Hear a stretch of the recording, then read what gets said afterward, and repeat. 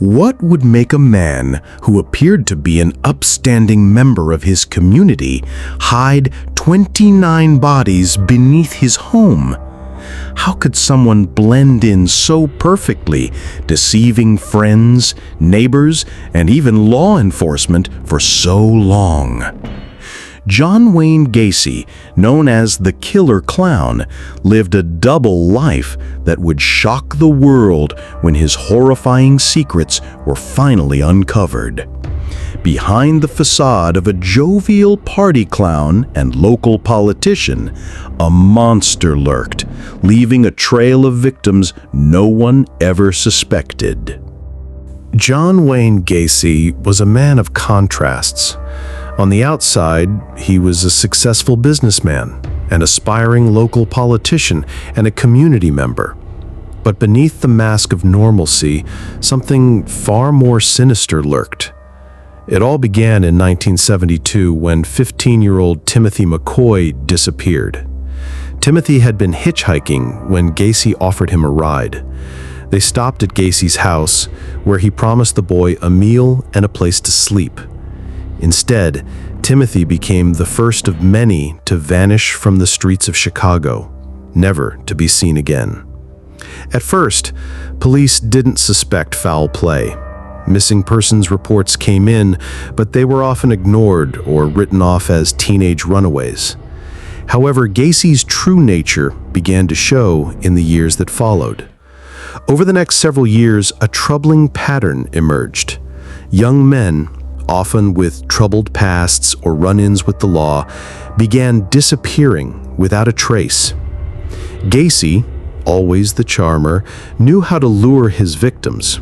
He preyed on those looking for work, offering jobs at his contracting business. Once they were inside his home, they were trapped. Some were forced into bondage, others were tortured, but all met the same fate: death. To many, Gacy was a friendly neighbor and a respected community member. He was active in local politics, even hosting fundraising events at his home. He was Pogo the Clown, someone who entertained children at parties with his antics and balloon animals. But behind closed doors, he was a predator. Gacy's ability to blend in with normal society made his crimes all the more terrifying. For years, he continued his spree undetected, and the bodies piled up beneath his house. His house in suburban Norwood Park became the burial ground for countless lives he had stolen, hidden beneath the floorboards and in the crawl spaces. No one suspected that the man dressed as a clown, the one who threw parties and hosted events, was a monster.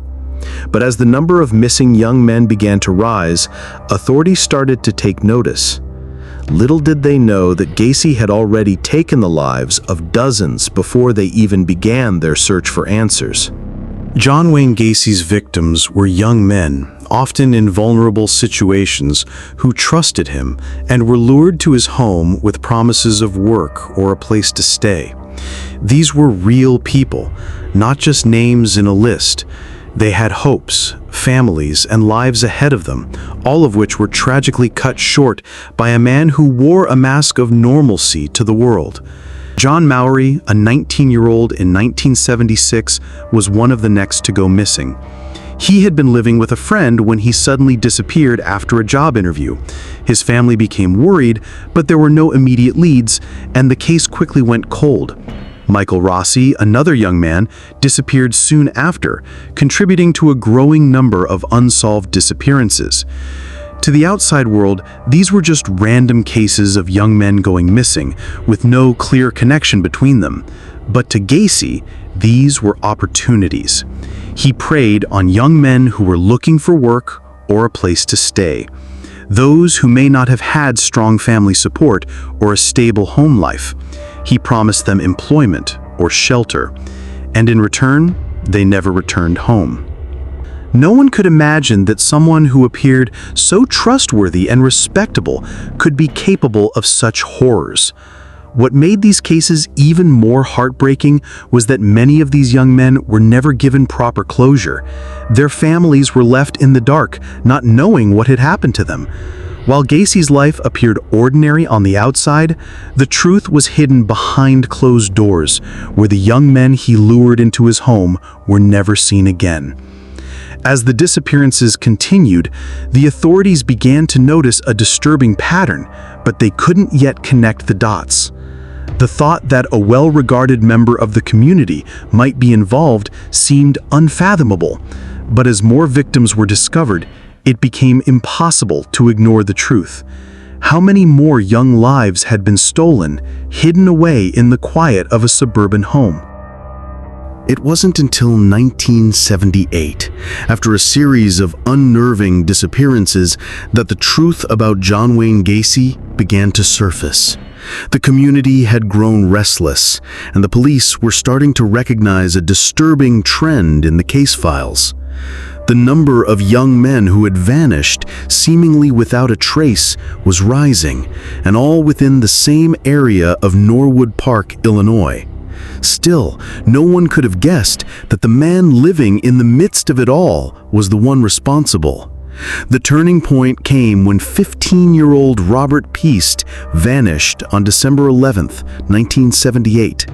Robert had been a student at the local high school and had been talking about a job offer from Gacy's contracting business.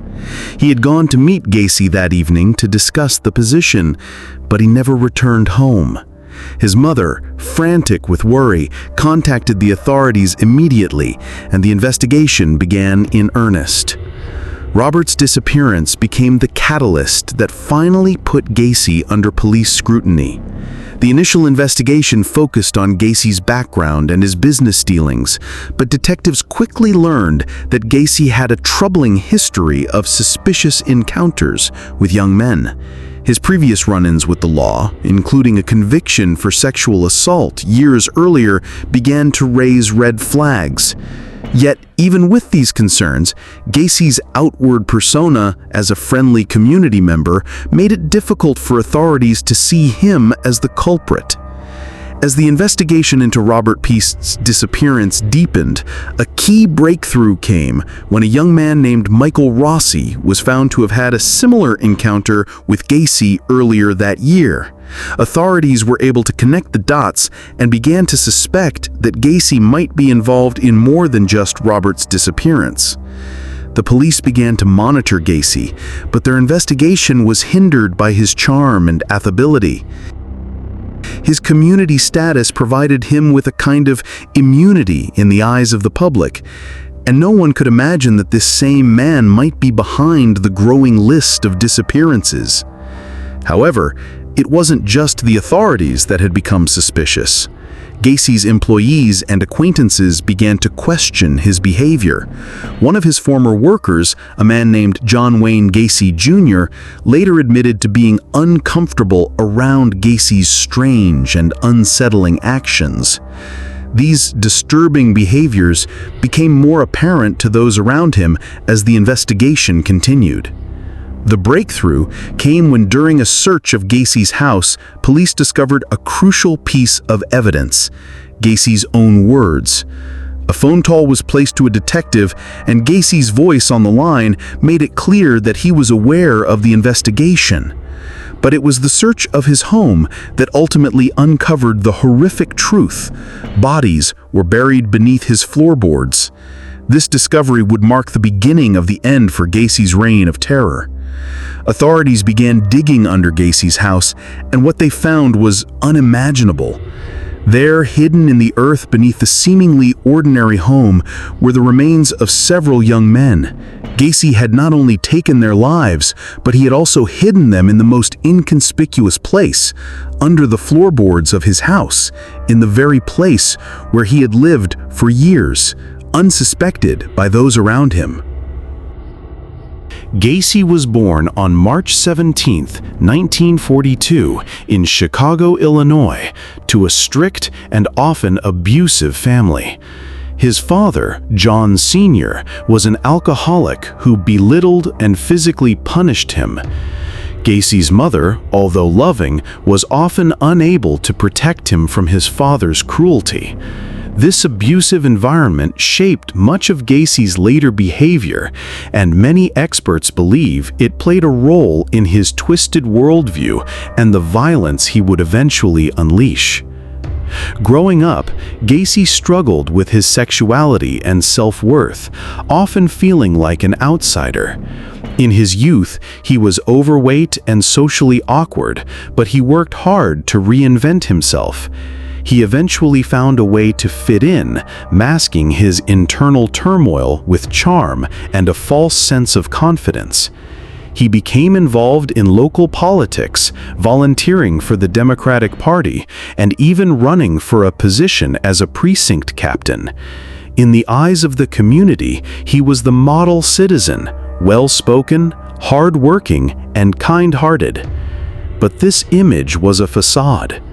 The man they knew as a jovial clown at children's parties was in reality a predator who had been hiding his true self for years.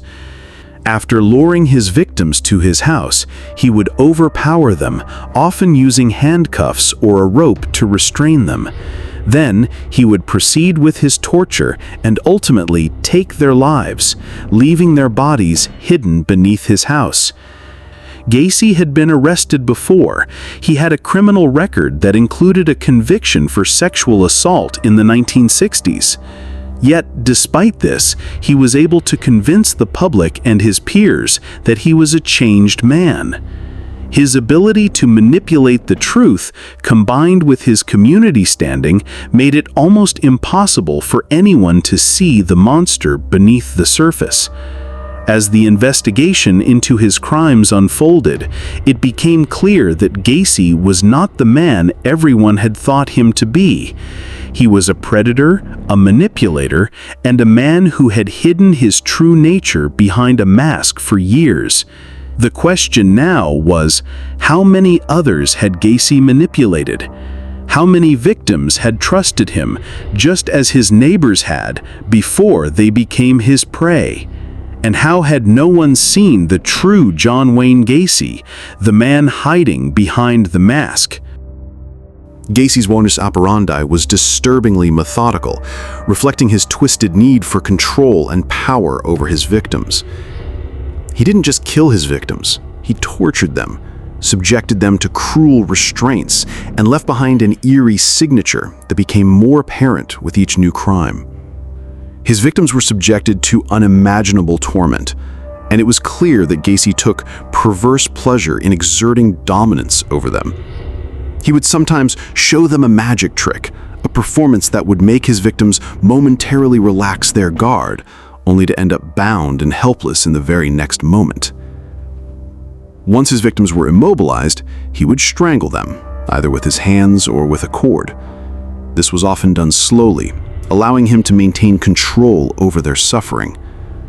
Some victims were further tortured during their final moments, with Gacy subjecting them to brutal physical violence.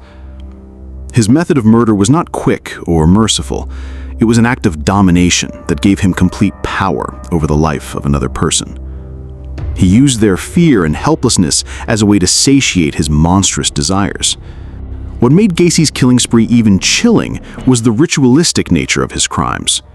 After killing his victims, Gacy would often pose their bodies in unnatural, almost theatrical positions.